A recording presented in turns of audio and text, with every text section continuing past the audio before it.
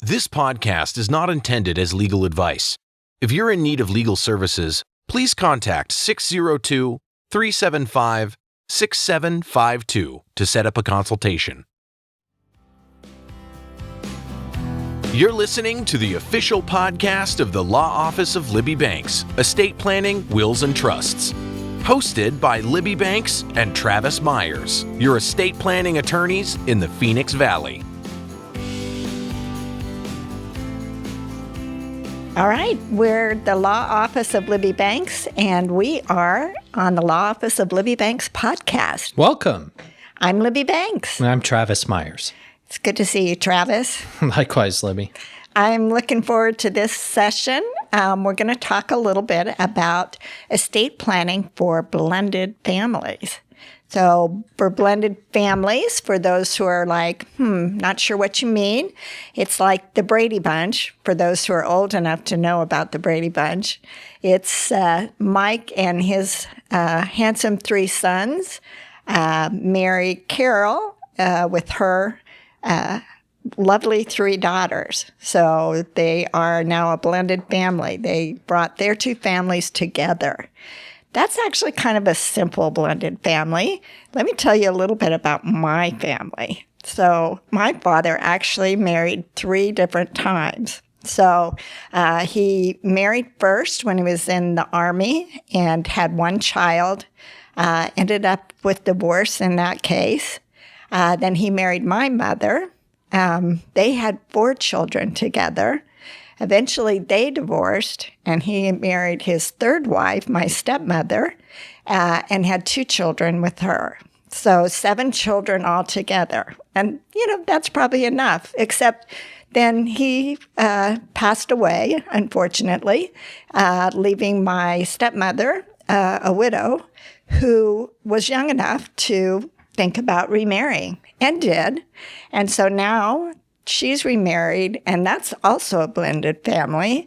So now there are 2 stepbrothers. They're not legally my stepbrothers, but since I'm part of that family, I consider them my stepbrothers.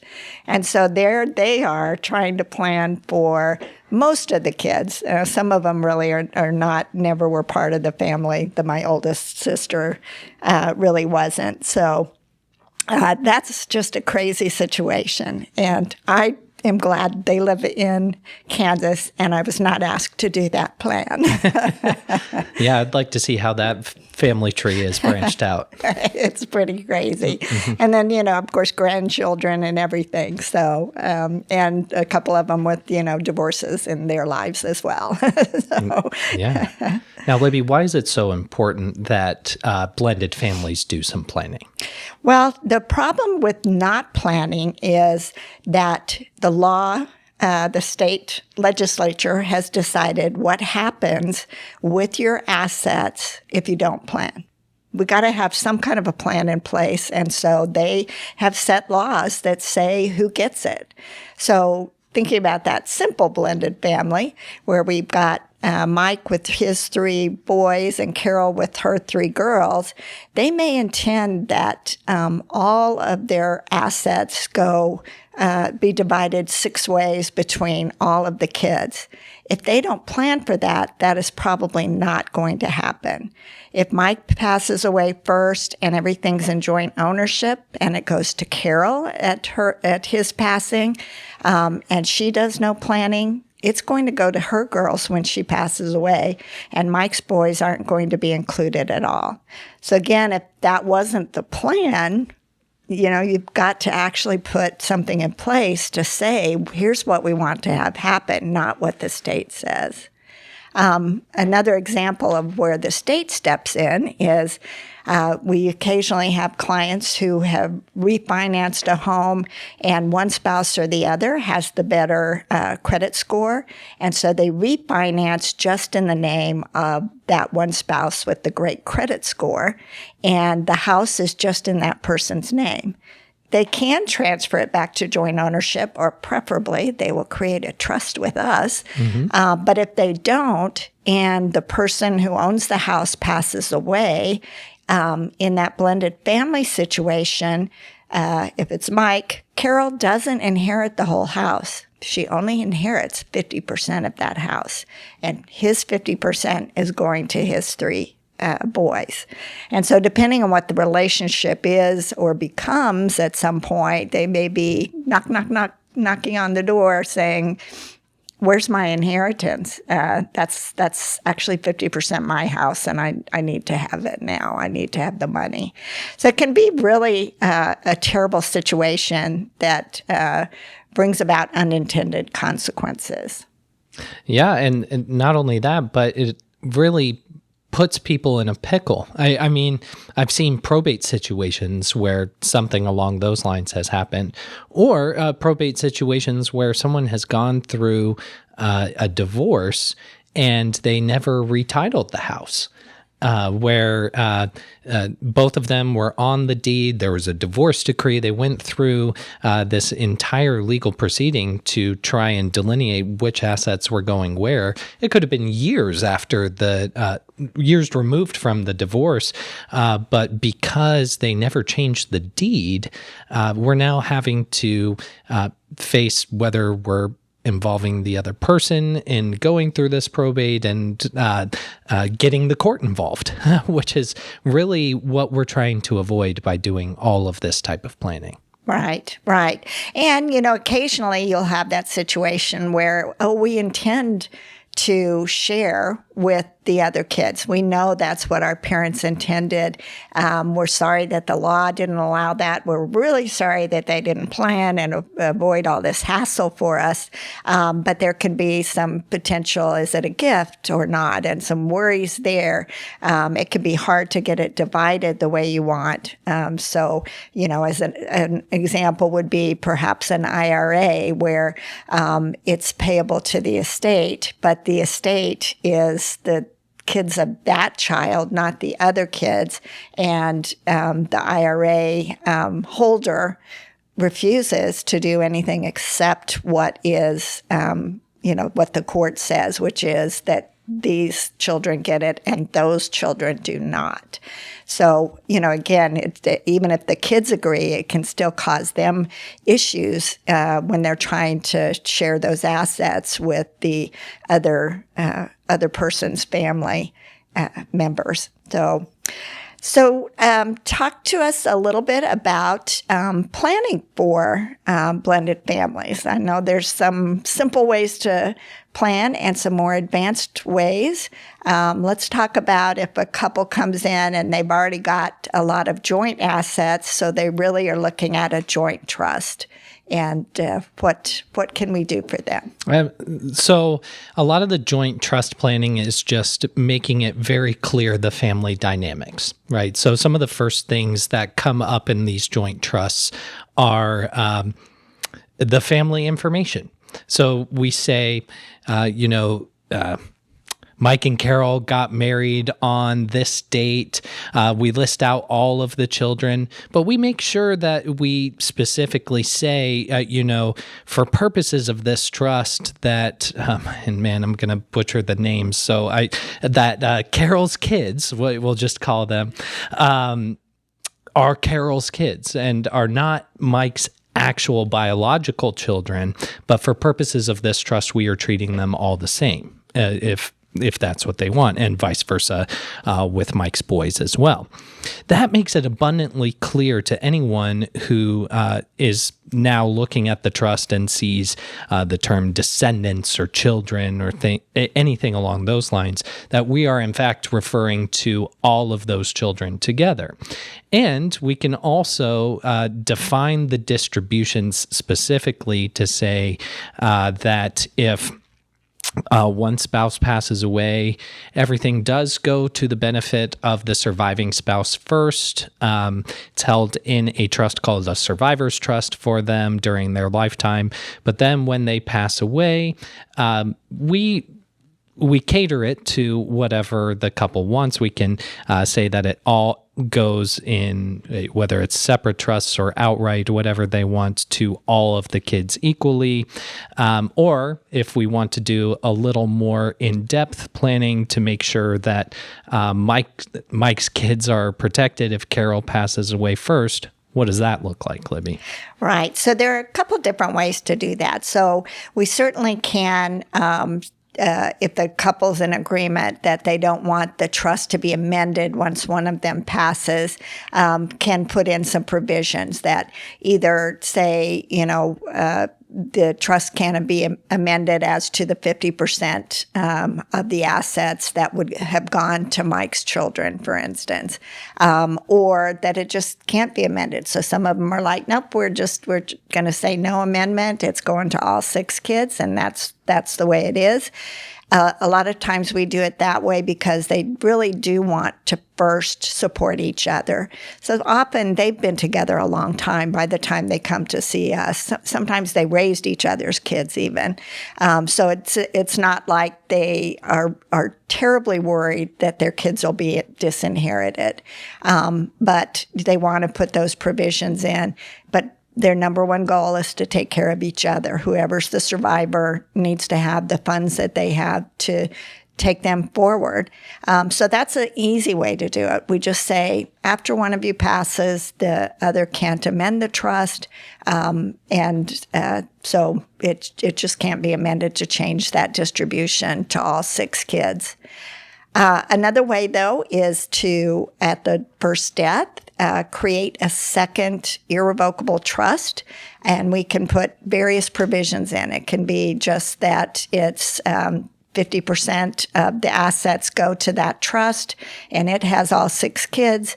The survivor can use all they want of their 50%, have that other 50% to rely on if they need it, but it just assures that as to those funds, they go to all 6 kids. So that's another way. And we actually can even put in provisions that if they remarry, they have to get a prenup to protect that asset. So there's definitely some planning there with separate trusts as well. And then, occasionally we have somebody who comes in and they've just never commingled assets, but they want to benefit their spouse and still make sure that things go back to their kids. Often that involves the home that they're living in. The spouse who, often the woman is expected to outlive the man. If she doesn't own the house, she's worried about, am I going to be kicked to the street 2 weeks after you pass away? So we have provisions that we can put in to deal with that situation and make sure the house goes back to the family once she either moves or whatever. So if you want to talk about that type of planning, that would be great. Absolutely. And Libby, you did a great job setting the stage. I see this scenario happen a lot where, like you said, maybe they hadn't ever commingled assets. So the husband is the one who is actually on the deed of the house. The house is only in his name. It's not owned by the wife who he marries at whatever point that they're at in their life. So rather than, if he passed away, having the house that they lived in together be sold and she's out of luck, she's got to find somewhere else to live, we can include something called occupancy provisions. Occupancy provisions are a way for the husband to put the house in a separate trust under the terms of his trust to allow the wife to continue living there for however long she needs to, or for a certain amount of time. There's a fair amount of flexibility as to how they can be structured. But the idea is that the house it stays managed in the trust, and there are some rules on how the house can be used. For example, the wife has to continue to live in the house for at least 6 months out of the year. She can't just stay in there a week and not live in the house for the rest of the year. Sometimes people feel very strongly about whether they can have a renter or someone else living in the house with them. We can specify whether that happens. We specify who is paying for what. If there's still a mortgage, we can say whether assets from the trust are used to pay for the mortgage, or expenses or utilities or things along those lines, or whether it's the wife's responsibility to take over those things and manage and continue to pay them as long as she wants to stay there. And then if she doesn't want to stay there, she can voluntarily decide to leave, or if she passed away, then the house would then be sold, and the proceeds from the house would go to the people that the husband wanted them to go to in the first place. Right, right. What I like about the occupancy trust is it's kind of a modern way of planning. So it used to be, and I still hear this from time to time, you would give somebody a life estate. Well, the problem with the life estate is it's for life. And as people live longer, that can be problematic. So if the wife in this instance gets dementia and can no longer live on her own, and she's in assisted living, if it's a life estate, she still has that house and she has rights in it. Whereas with the occupancy trust, we can say, because she's no longer living there in full time, or is absent more than 180 days is pretty standard for us to put in there. If she's absent for that long, then we are going to now terminate that trust and do whatever the husband wanted done with it, whether it's just give it to the children or sell it and give the proceeds. But it, allows him to support her, give her rights to live there for the period of time that he determines, or that she can, if he wants her to live there as long as she can, without having that life estate that really ends up being problematic, as we've seen in other instances in our office as well. So I really like that occupancy trust and that method. The other thing that doing the separate planning for people who haven't commingled their assets, sometimes they really do want to leave things to the spouse, want them to use whatever they need during their lifetime, including the home, sell the home, use the proceeds, whatever. But it's a way to assure that what doesn't get used goes back to the family. And so that's another great way in that separate trust. Sometimes you can have a co-trustee where you have the wife has to do an accounting just to show, that she's not just pulling money out. If she's living on the money, great. But if she's, pulling out hundreds of thousands to give to her own kids, nope, that's not what that was intended to do. So some provisions for protections along those lines as well can be a great way to plan for a blended family. In that instance where so many of our clients really they love their spouses, they want to take care of them, but they just want to make sure their kids get something at the end of their spouse's life. Yes, absolutely. Another at the risk of going on a completely different path here, I have seen other provisions that I would consider, like you said, with the occupancy provisions, to be more modern planning for people who might consider members of their family their pets. Yes. We have had a number of different scenario ranging from something like the Aristocats to something just as basic as making sure that their pets go to a good home. But I'm wondering if you might be able to shed a little more light on something where our furry friends are also taken care of in these trusts. Absolutely. Yeah, and some of them, so we actually have a couple of clients in the office right now who are horse people. Just unrelated to each other, just happen to have two plans where we're planning for horses. And horses, expensive, number one, and number two, much longer lived than your average dog or cat. maybe cats. Cats can live a while, but and so trying to make sure not just that it goes to a good owner, but that there's money to take care of that horse, and it's the beloved horse, so they want to make sure that it goes to the right place, that there's money for them, and we can do a pet trust. So we say, here's the caretaker. So like you have guardians for children, you have the caretaker for the pet. Here's the person who will care for that animal. Here's the trustee who will take care of the money. Sometimes it's a separate person just to make sure that, the horse doesn't go to the glue factory and the money into the caretaker's pocket. So we can have that set up, and then specifics about what care they want and how they want that horse or animal to be cared for. So we could do it for cats, the Aristocats, as you alluded to. That is definitely one that if we wanted to take care of our feline friend and any children she has over her lifetime, we could do that and fund the trust. And pet trusts are actually, statutory in Arizona. So there's a state statute that allows us to formally do that and to have it be enforceable.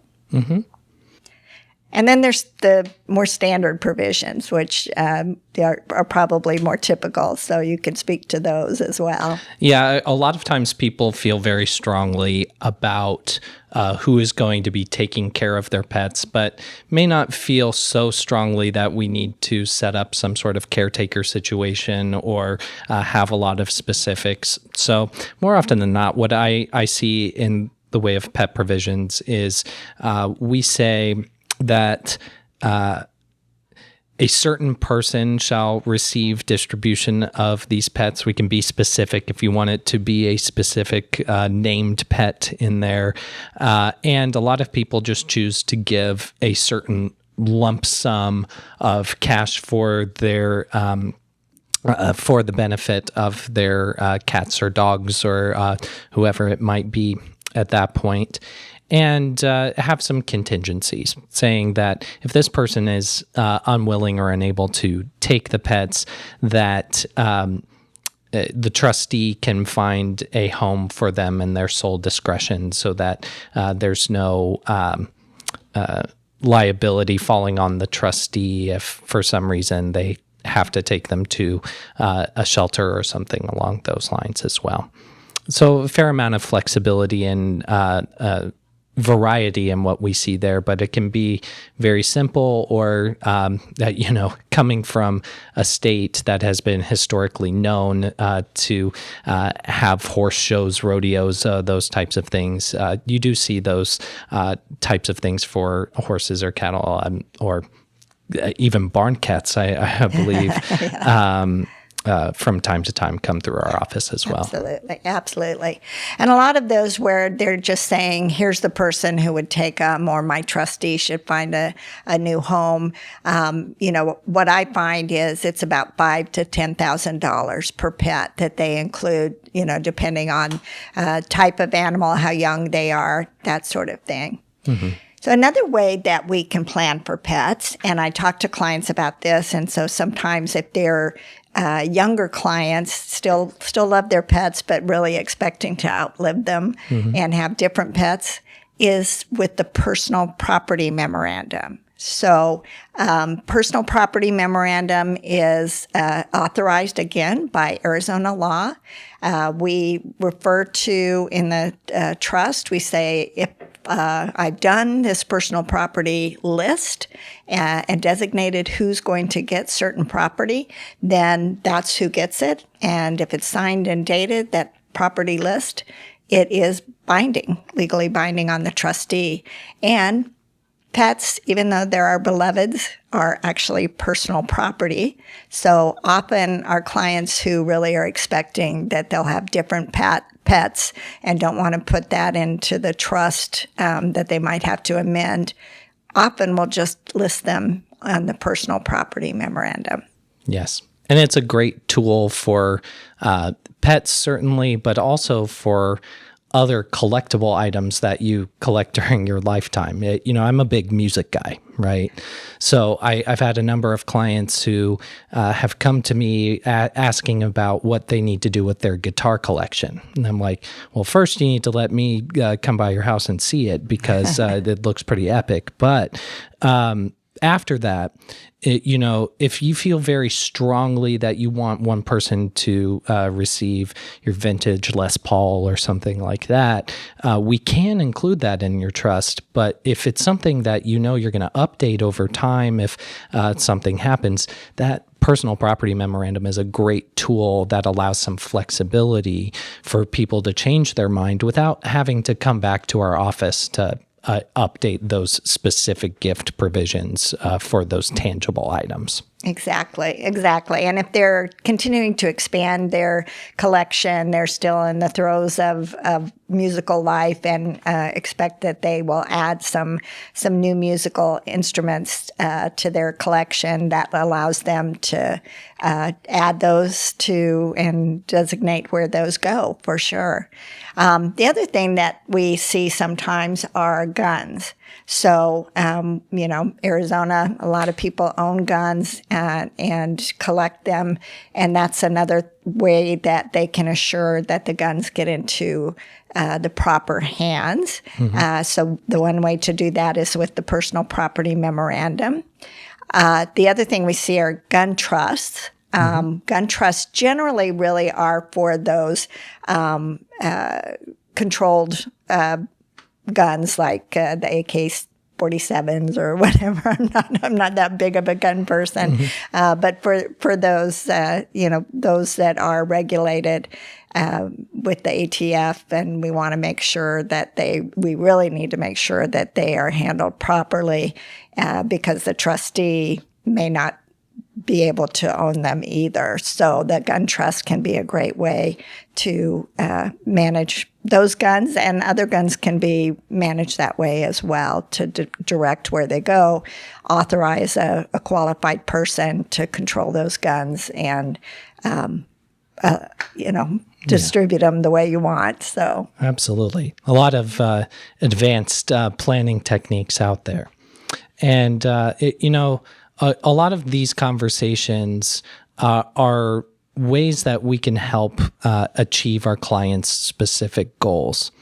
A lot of times, though, people try to kind of skirt the system, so to speak. They try to do things on their own, very well-meaning, but in a way that might have some adverse consequences. And a lot of examples of what I see in that happening is using what's called joint tenancy, or owning a particular asset with somebody else as a means to try to do estate planning, but in a way that might make more intuitive sense on the front end, but has some of those negative consequences on the back. And I'm wondering if you can speak a little bit more to that. Right. So with joint tenancy, so again, thinking about the blended family couple, again, if we just put our home in joint tenancy with this spouse, and we're the first to pass away, if we've done right of survivorship, they inherit the house, and then they are free to do with it what they wish. Mm-hmm. They can sell it at that point. They can do whatever they want with the proceeds. They can put it in their own separate trust and give it to their children. So, for the blended family situation, that may not be as good as doing a joint trust. We may still want a joint situation, but the joint trust allows for more control. And we can specify that it's separate property, even though we put it in a joint trust. So in case there is a divorce later, we've got some control there as well. So that's one example. The other thing we see often is a single parent with an adult child deciding they should just add their child to the home because then they'll inherit it directly. And the problem with that is, well, number one, control. So if that kid doesn't want you to do a reverse mortgage that would help you out financially, you're stuck because they are the co-owner. And so they would have to sign away their rights. They have to help you deed it back to your own name so you can do that reverse mortgage. So that's a problem. Their creditors could potentially be a problem. So that's, we want to make sure that we've got somebody who is good financially before we start putting them on the title. And then there's capital gains issues. So when somebody inherits a house from you, they get a new value to that house as the value as of the date of your passing. So if they sell it at that point, usually no capital gains. If we put them on title, then they inherit it or they take it at the value that you paid. So here in Phoenix, with the rising house values, that could cost them a lot in capital gains taxes if we just put them on as a joint tenant. So again, one of those do-it-yourself planning devices that might not be such a great idea. Absolutely. And that's yet another episode and point made of why trust planning gives you so many tools to accomplish your goals and helps you to plan for things that might come up in your family life, like a blended family situation or otherwise. All right. Thank you, Travis. I appreciate you. Appreciate you. Thank you for listening to the official podcast of the Law Office of Libby Banks. If you're in need of an estate plan, please reach out to our team by either calling 602-375-6752 or emailing info@libbybanks.com. You can follow us on Instagram and Facebook. Just search the Law Office of Libby Banks. Free consultations apply to new and existing estate plans only. If an estate plan is not completed or was prepared by a third party, revisions will be given at an hourly rate.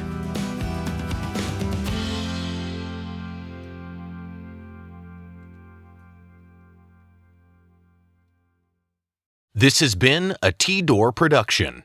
Music by Track Tribe.